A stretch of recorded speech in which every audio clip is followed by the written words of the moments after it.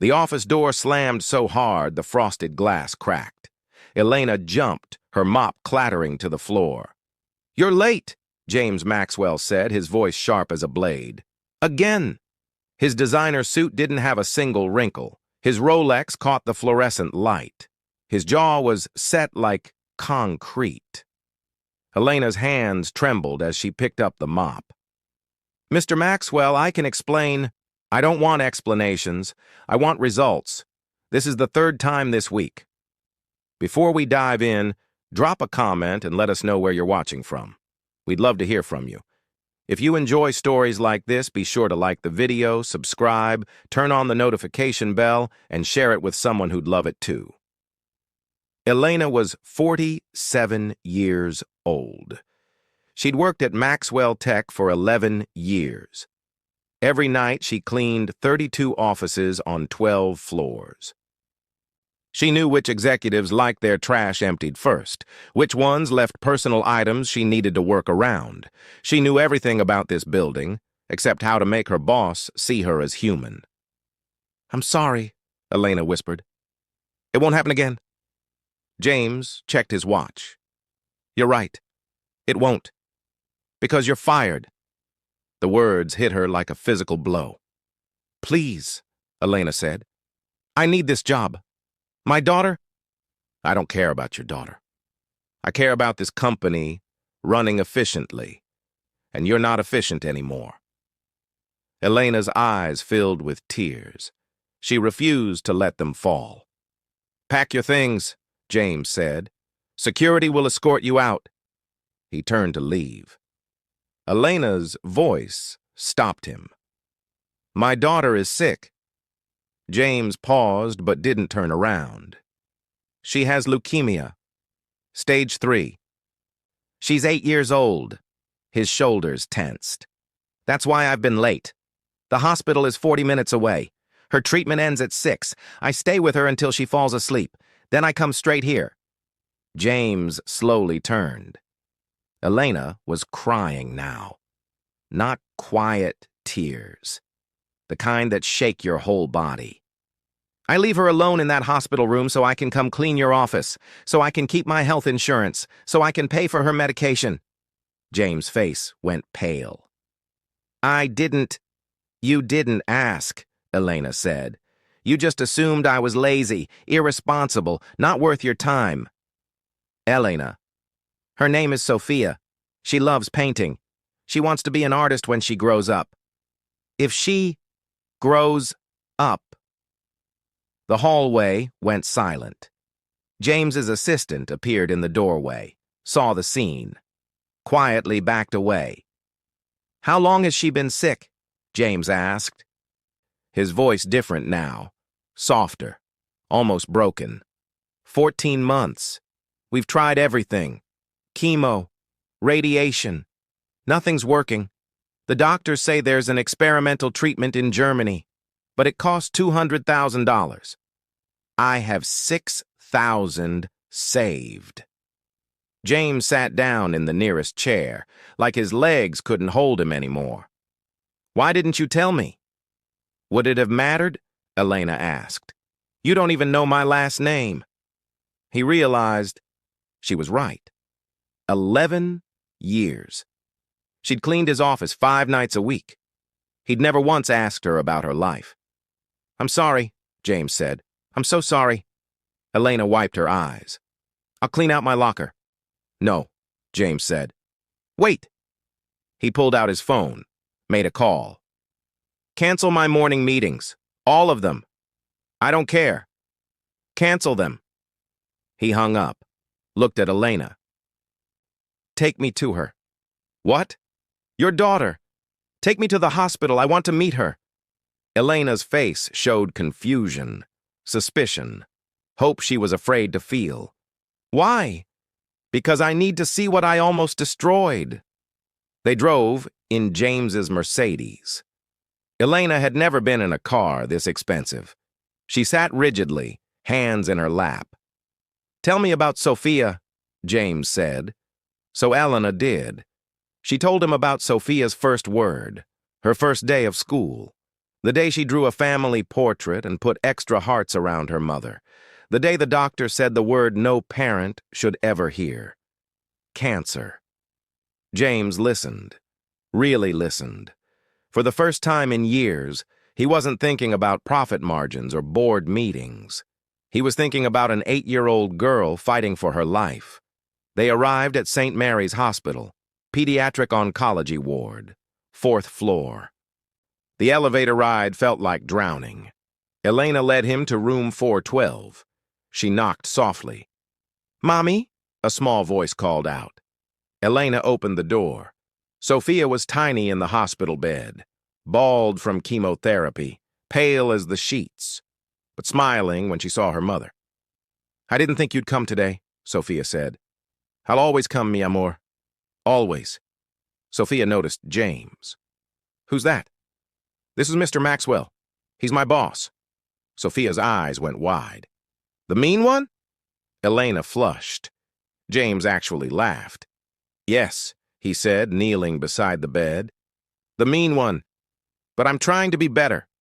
Sophia studied him. "Mommy says you're very busy. Too busy to be nice." The words cut deeper than any boardroom criticism ever had. "Your mom is right," James said. "But she's teaching me that some things are more important than being busy." Sophia smiled. "Like what?" "Like meeting brave little girls who paint." "You know I paint? Your mom told me. Can I see?" Sophia pointed to the wall. Dozens of paintings covered every inch. Flowers, butterflies, a sunset over mountains she'd never seen. Her mother's face, surrounded by stars. James stood up to look closer. His throat tightened. These weren't just paintings. They were love letters to life, created by someone who knew how precious it was. "These are incredible," James said, his voice thick. "Really?" Sophia's face lit up. "Really. You're very talented." Elena's phone buzzed. A text from the hospital billing department. Past due notice. She quickly silenced it. But James saw. "I'll be right back," he said. He left the room, took out his phone, made 3 calls. When he returned, his eyes were red. "Sophia," he said. "How would you like to go to Germany?" Elena's heart stopped. "What?" "There's a doctor there. Specialist in pediatric leukemia. He's had incredible success with cases like Sophia's." "I know," Elena said quietly. "But we can't afford you don't have to. I'm paying for it." The room went silent. "That's not funny," Elena said. "I'm not joking. The treatment, the flights, accommodation, everything. I've already spoken to my assistant. She's arranging it now." Elena shook her head. "No, I can't accept that. It's too much." "It's not enough," James said. "Not even close to enough. But it's a start." "Why?" Elena's voice broke. "Why would you do this?" James looked at Sophia, then at Elena. "Because 15 years ago I had a son." Elena's breath caught. This wasn't public knowledge. James Maxwell's personal life was locked away behind corporate walls. His name was Daniel. He was 7. He had a brain tumor. Sophia reached for James's hand. He took it. "I was building this company, working 18-hour days. I thought I was doing it for him, for his future. But I missed everything. His last soccer game, his last birthday, his last words." Tears ran down James's face. He didn't wipe them away. "He died asking for me, and I was in a meeting I thought was too important to leave." Elena covered her mouth. "My wife left me after that. Said I'd chosen money over our family. She was right." "I'm so sorry," Elena whispered. "I swore I'd never let work matter more than people again. But I forgot. I turned into exactly what destroyed my family. Until you reminded me." "How did I remind you?" "You left your daughter's bedside to clean my office. You sacrificed time with her so you could keep insurance to save her. You did what I should have done. You chose her, even when it was hard, even when it cost you." James squeezed Sophia's hand gently. "I can't bring Daniel back, but maybe I can help save you. And maybe that's the start of making things right." Sophia looked up at him. "Your son is in heaven now? He's probably painting with angels."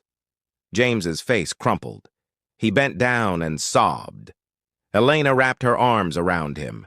Two strangers bound by grief and hope. A week later, Elena and Sophia were on a plane to Munich. Business class. Sophia had never seen anything like it. "Mommy, the seats go all the way back," Elena laughed. Real laughter. The kind she hadn't felt in months. James had done more than pay for treatment. He'd given Elena paid leave, set up a fund for other employees facing medical crises, started requiring all executives to learn their support staff's names, to ask about their lives, to remember they were human. The treatment in Germany lasted 6 weeks. Elena updated James daily, sent photos of Sophia getting stronger, gaining weight, hair starting to grow back, painting again. Dr. Muller was cautiously optimistic. The experimental treatment was working. Sophia's cancer markers were dropping, not gone, but improving. When they returned home, James was waiting at the airport, with flowers, and a new painting for his office. Sophia had made it for him. 2 figures holding hands, one tall, one small, under a sky full of stars. "It's you and Daniel," Sophia said. "He's watching over you." James couldn't speak. He just hugged her, carefully because she was still fragile, but tight enough to show he cared. Back at the office, things were different. James still worked hard, but he left by 6 every day. No exceptions. He volunteered at St. Mary's twice a month. Reading to kids in the oncology ward, he established the Daniel Maxwell Foundation, supporting families of children with cancer. Elena became the foundation's director. She understood their pain, their fear, their desperate hope. She could help them in ways no one else could. 6 months after Germany, Sophia's scans came back clean, full remission. The doctor said it was a miracle. Elena knew it was more than that.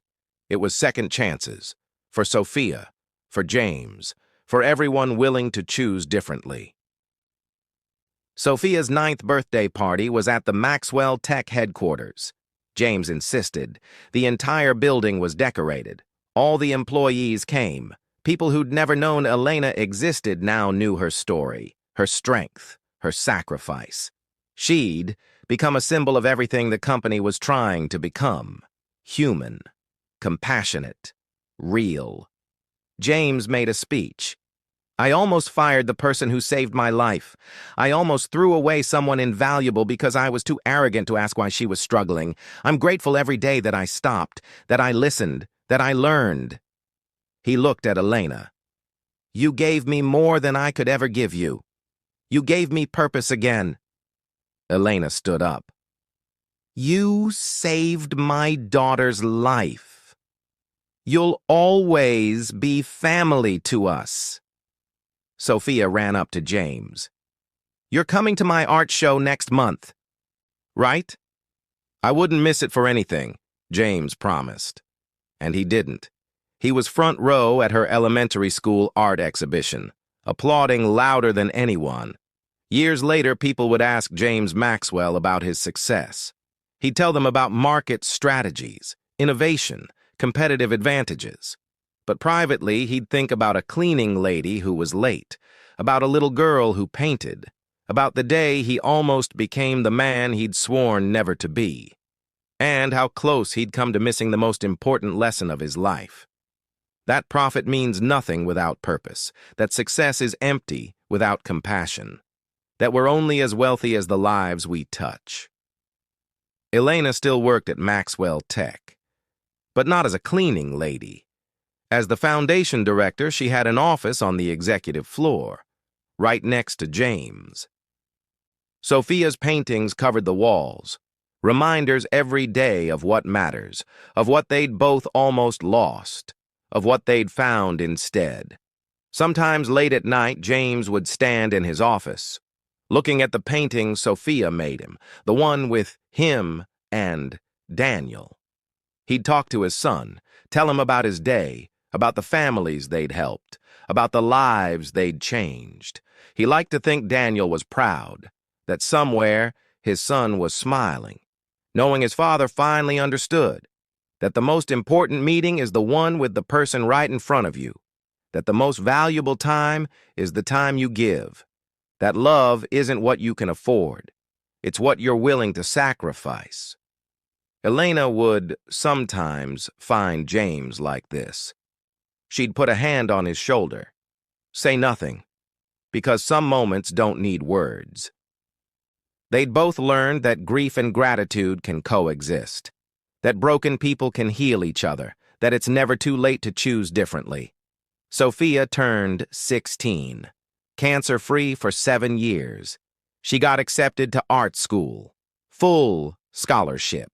She painted a mural for the Maxwell Tech lobby, dozens of faces, employees, families, children who'd been helped by the foundation, all of them connected by threads of gold. Under it, she wrote, "We rise by lifting others." James stood in front of it on the day it was unveiled, surrounded by hundreds of people, lives touched, families saved, hope restored. He thought about the day he'd almost fired Elena, how different everything would be, how empty his life would have remained. He'd built an empire, but she'd taught him what to do with it. If this story touched your heart, we want to hear from you. Drop a comment sharing a time when someone's compassion changed your life, or when you learned to see people differently. Hit that like button if you believe in second chances, and subscribe for more stories that remind us why kindness matters. Turn on notifications so you never miss a story that might change how you see the world. And please, share this with someone who needs to remember that we all have the power to choose compassion, to choose understanding, to choose love. Because sometimes the person you save might just be yourself.